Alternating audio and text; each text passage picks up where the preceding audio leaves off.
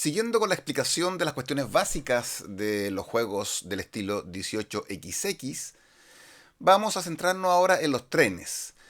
Los trenes son una parte esencial de cada uno de los juegos 18XX. En Poseidón, que es un juego básico de entrada a la serie que yo recomiendo mucho, se usan barcos, ¿ok? Se aplican más o menos los mismos criterios que los trenes. Recordemos que este juego es una simulación económica. Nosotros simulamos ser empresarios ferroviarios que compramos y vendemos acciones de 4, 5, 6 hasta 15 empresas, dependiendo del juego, y con eso vamos a ganar dinero durante el transcurso de la partida con los dividendos que se van pagando y al final de la partida también con el valor de cada una de las acciones según ellas vayan subiendo o bajando en conformidad con el desempeño que tengan las distintas empresas en el transcurso de la partida.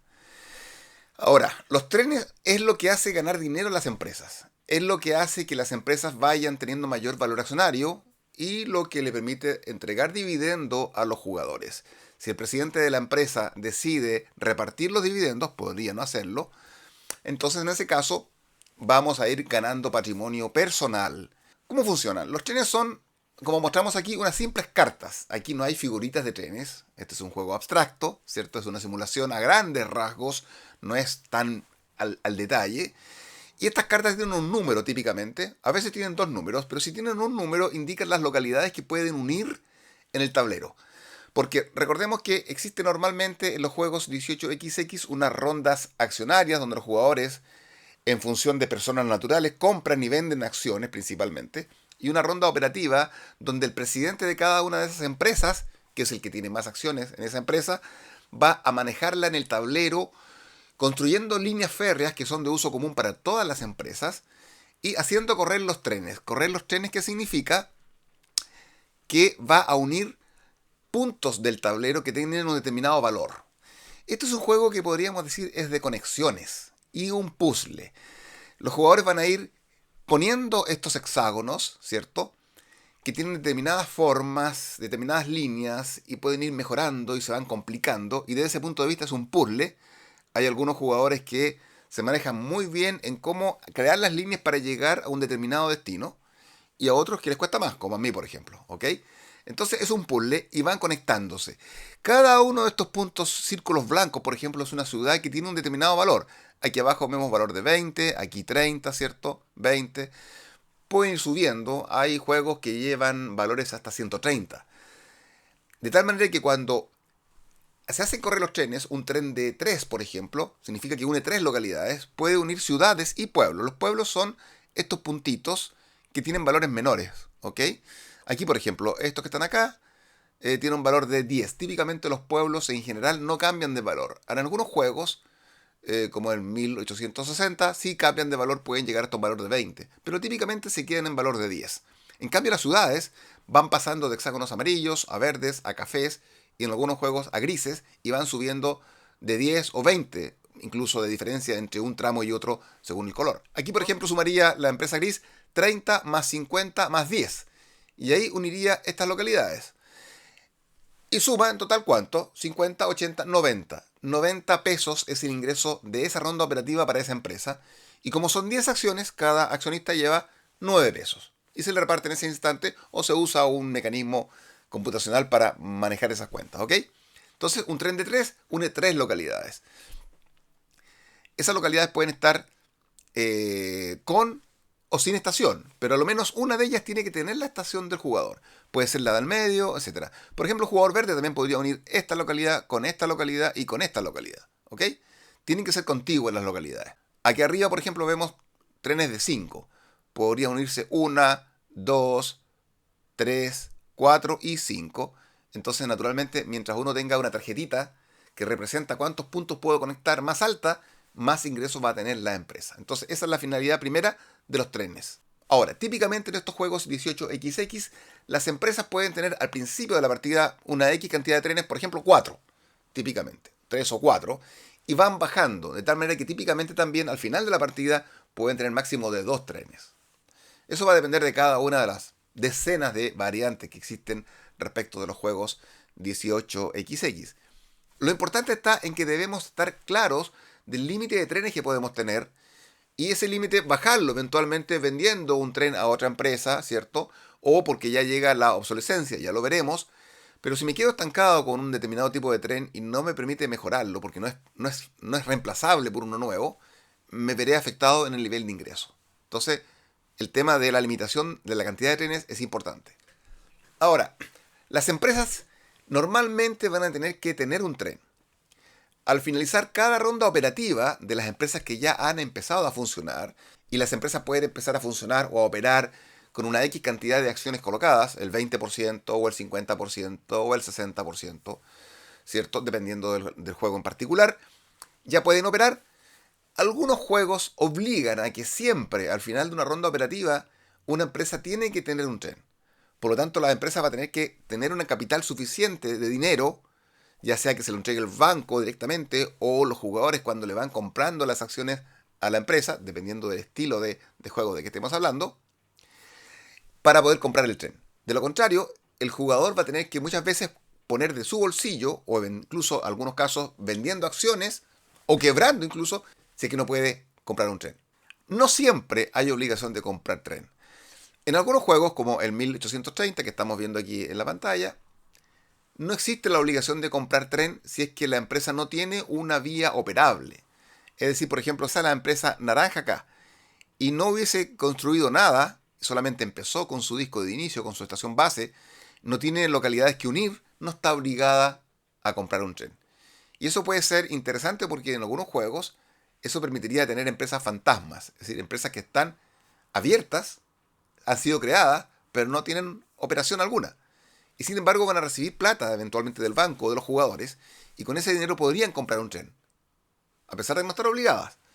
Pero también podrían comprarle un tren, por ejemplo, a una empresa del mismo jugador, manejada por el mismo jugador, a precios exorbitantes, porque efectivamente entre las empresas se pueden comprar los trenes, típicamente desde un valor mínimo de 1 peso o de 10, dependiendo del estilo de juego, hasta lo que permita el juego en particular. En algunos casos, sin límite. De tal manera que se podrían traspasar muchas platas. Una empresa, por ejemplo, que tiene una cantidad acumulada de dinero y no tiene tren, le puede comprar a valor exorbitante o lesivo un tren a otra empresa para dejar esa otra empresa mejor posicionada para el resto del juego. ¿Ok? Entonces, eso es importante, el tema de la obligación o no obligación de tener tren siempre. Los juegos más financieros que permiten crear estas empresas fantasmas o de papel no obligan a tener tren. Y uno puede abrir una empresa entonces con la única finalidad de saquearle la plata para otra empresa que es la principal. Los juegos más flexibles que permiten todo tipo de maniobras son aquellos que provocan mayores sorpresas en los jugadores porque de repente una empresa que se ve muy bien se queda sin tren y los accionistas que estaban felices con las inversiones que tenían en esa empresa de repente se ven totalmente afectados por quien hizo la maniobra. Ahora, esto lo vamos a ver en otro video, pero esto de que se permiten estas maniobras financieras o bursátiles o económicas, ¿cierto? Es lo que diferencia esencialmente a un juego 18XX de un Eurogame. Un Eurogame, típicamente uno, por ejemplo, en un Power Grid, uno está preocupado de que su empresa eléctrica lo haga bien, vaya construyendo las centrales, vaya las distribuidoras en el tablero, las conexiones que va haciendo, y mientras mejor lo haga, va a tener más ingresos y al final de la partida va a lograr tener una mejor red y va a llegar más adelante en lo que es la puntuación con las redes que se tienen y totalmente alimentadas. Entonces, hay un incentivo a mejorar su empresa. Eso es muy de Eurogame, de un juego económico estilo euro, podríamos decir. Acá, dentro de una variante de los juegos 18XX, es factible ganar con maniobras de tal manera de yo con lo que haga, con mis acciones o con las empresas que manejo, perjudicar a los otros jugadores. Este es un juego de ese estilo, digamos. Aquí es muy interactivo. De tal manera que esta cuestión de los trenes es uno de los elementos que se usa como para maniobrar y ganar la partida con simplemente ese tipo de especulaciones que son mucho más novedosas que el simplemente manejar bien una empresa, que es lo más típico en un Eurogame. Ahora, una cuestión esencial de los 18XX es el tema de la obsolescencia de los trenes. Ya dijimos que las empresas y el presidente de las empresas va comprando los trenes en el juego 1830 que estamos mostrando en pantalla. Son trenes de 2, de 3, de 4 localidades, 5, 6 y la letra D que son infinitas, el diésel. Aquí tenemos una tabla que explica lo que sucede cuando se van adquiriendo los distintos tipos de trenes, que también marcan las épocas del juego. Época del tren 2, 3, 4, 5, 6 y época del tren D. Entonces, muy relacionado con el tema de las épocas, es el tema de la obsolescencia de los trenes. Esta cuestión de la obsolescencia, podríamos decir, es parecido a lo que ocurre en Power Grid. Para seguir con el ejemplo, en Power Grid uno compra unas determinadas plantas que permiten abastecer 2, 3, 4 localidades o 5, pero en el transcurso de la partida yo necesito tener un alcance mayor, ¿cierto? Pero eventualmente puede que yo no lo haga simplemente, y si yo no lo hago me voy a ver perjudicado porque mis ingresos van a ir bajando. Aquí también existe un poquito eso, que uno compra una tarjeta de tren de 2 o de 3, por ejemplo, que me permite conectar 2 o 3 localidades, pero en la medida que avanza el juego, se hace corto aquello porque otras empresas ya están más avanzadas con los trenes. Y sucede que cuando se terminan los trenes 2, hay que empezar a comprar los trenes 3 porque aquí se van comprando en forma ascendente, se tienen que acabar todos los trenes 2 para los 3 y así sucesivamente. Cuando llegamos a determinado tipo de trenes pasan cosas. Por ejemplo, aquí en la tabla tenemos que en la línea de trenes obsoletos, cuando alguien compra un primer tren del número 4 para unir 4 localidades, los trenes 2 automáticamente se sacan del juego y se van a la caja. Es decir, uno empieza a recoger de los tableros de cada una de las empresas, porque cada empresa tiene su tablero propio, los trenes de 2. Eventualmente una empresa se puede quedar sin trenes. Supongamos una empresa que tiene 3 trenes de 2, pierde los 3 trenes. Tenía 3 rutas de 2, ahora no va a poder cobrar nada. Luego, por ejemplo, en el tren 6, cuando alguien adquiere el primer tren 6, una empresa, se eliminan todos los trenes 3. Y con el tren D, todos los trenes 4. Por lo tanto, los únicos trenes que ya son firmes, permanentes, son los trenes 5, 6 y D, que esos nunca desaparecen, son lo que se denominan trenes permanentes, son a prueba de balas. ¿Ok? Así que esta cuestión de que se van desapareciendo los trenes, no solamente puede dejar a una empresa que estaba muy bien funcionando mal, sino que sin tren, como ya dijimos antes, obligaría eventualmente al jugador a tener que poner de su dinero, o pedir préstamo, o quebrar incluso, dependiendo del estilo de juego. ¿Ok? Por ejemplo, en 1830, si la empresa no tiene tren, va a tener que usar todo su dinero para comprar. Si le falta dinero, la diferencia la pone el jugador. Si al jugador le falta cash, el jugador tendrá que vender las acciones que tiene de cualquier empresa, y esas acciones para bajar de precio también, por supuesto. Y eventualmente, si no tiene con eso, va a quebrar. Y si quiebra, el juego se termina. Una forma bastante rara que termine el juego de 1830, pero podría ocurrir eventualmente. ¿Ok? En algunos juegos se da más la quiebra que en otros. Así que, efectivamente, la importancia de la obsolescencia es vital. Ahora, uno podría decir, es que entonces el juego como que a uno lo obliga a cumplir determinadas metas. Sí, en ese sentido podríamos decir que la sensación es parecida a Agrícola. En Agrícola, cuando a partir de determinada cantidad de rondas hay que tener el alimento para la familia, ¿cierto? Los jugadores están preocupados de comprar alimento, o tener alimento, o producir alimento, ¿cierto? En Le Havre también, cuando van avanzando los barquitos, en un momento dado va a tener que pagarse los alimentos.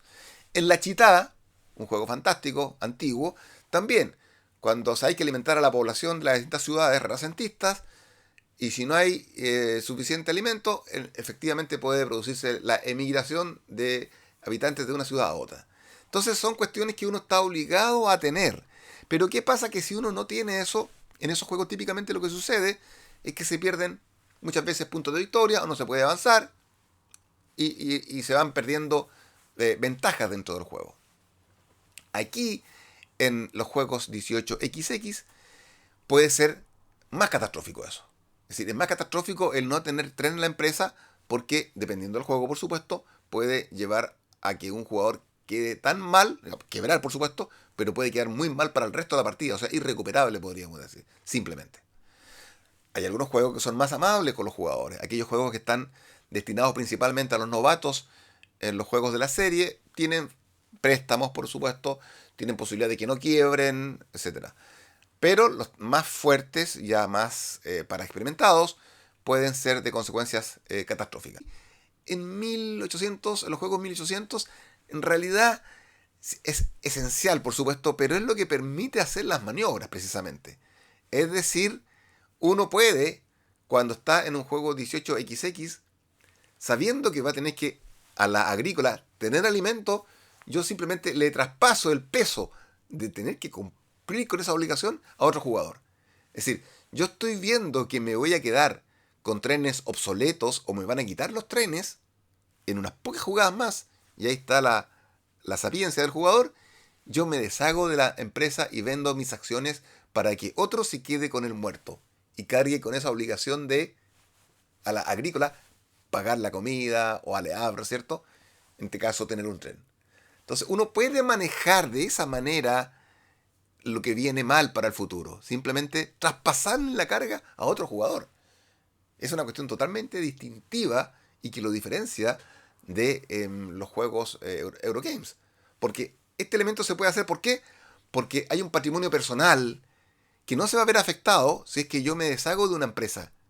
Y la empresa es la que va a quedar afectada. ¿Ok? Esta diferenciación de patrimonios activos y pasivos del jugador, ¿cierto? Versus activos y pasivos de la empresa, es lo que permite eventualmente zafar bastante bien y con un efecto precisamente ganador para el jugador de estas obligaciones de tener tren y cómo hacer frente a la obsolescencia. ¿Ok? Finalmente veamos este tema de las épocas del juego, que está determinado por los trenes. Usemos el ejemplo de 1830, que es bastante más sencillo y elegante. Arriba tenemos en la primera fila el tren adquirido, el 2, 3, 4, 5, etc. Rondas operativas. En la época del tren 2 hay una ronda operativa, en la época del tren 3 hasta la del tren 4 hay 2 rondas operativas y a partir del tren 5, 3 rondas operativas. Es decir, hay una ronda accionaria, los jugadores compran y venden acciones, los jugadores juegan como personas naturales, y luego rondas operativas, 1, 2 o 3, dependiendo de la época que estemos, marcada por el tipo de tren. Las épocas finales típicamente son varias rondas operativas donde se va generando mucho y mucho dinero antes de que llegue una ronda accionaria que me permitiría cambiar mi portafolio. ¿Ok? Tracks disponibles. Típicamente al principio del juego solamente los tracks amarillos, estos están acá, y más adelante se pueden mejorar las ciudades a verdes, a cafés y a grises eventualmente, dependiendo del juego. Por lo tanto, mejorando la capacidad de ingreso para las empresas cuando unan esas localidades. Después, ciudades externas. Típicamente en los juegos hay unas localidades que tienen valores especiales, que están en los bordes del tablero típicamente. En ese caso van a ver que su valor varía dependiendo de la época. Entonces hay un valor más chico y uno más grande. Incluso en otros juegos hay más de 2 valores y va a depender de la época en que estemos. La cantidad máxima de trenes, al principio 4, luego con el tren 4 3 y luego con el tren 5 2. Trenes obsoletos ya los vimos. Se puede comprar tren D, bueno, en regla especial para el 1830, no lo vamos a aplicar. Y las cartas privadas, las compañías privadas son las cartas especiales que se subastan al principio de la partida, que hacen que los juegos sean distintos unos de otros porque cada uno parte con menos o más dinero dependiendo de cuánto se haya involucrado en la adquisición de estas cartas especiales y la forma en que pueden estas cartas especiales darle platas, ronda operativa tras ronda operativa a los jugadores o algunas funciones especiales a las empresas cuando las empresas le compran al jugador estas cartas especiales. ¿Ok? Entonces, todo esto va siendo marcado por las épocas que la da la adquisición de los trenes. Hablo de épocas, el juego habla de fases, porque en realidad son épocas en el tiempo. Los juegos están supuestamente centrados en una época histórica cada uno de ellos y en la medida en que van mejorando los trenes, tienen más alcance, llegamos incluso en este caso del 1830 hasta el tren diésel. ¿Ok? Entonces son realmente épocas. Y en realidad también en el juego son épocas, porque van cambiando cosas en la medida en que van pasando las horas y eso implica entonces también que este concepto cronológico me parece más clarificador que hablar de fases simplemente. Así que esto es el tema de los trenes, sumamente importante, o los barcos en Poseidón, como para sacarle provecho al juego y ver todas estas maniobras que se pueden hacer con los trenes. No solamente el hecho de que mejores trenes implican más ingresos para la empresa y subsecuentemente más ingresos para el jugador, sino que las maniobras que se pueden hacer aprovechando de que la obsolescencia obliga a tomar decisiones y en ese caso yo puedo apuntalarme en contra de otro jugador, que puede ser el que está más avanzado en la partida con ingresos, para afectarlo en su patrimonio. Ya veremos otros elementos en otros videos.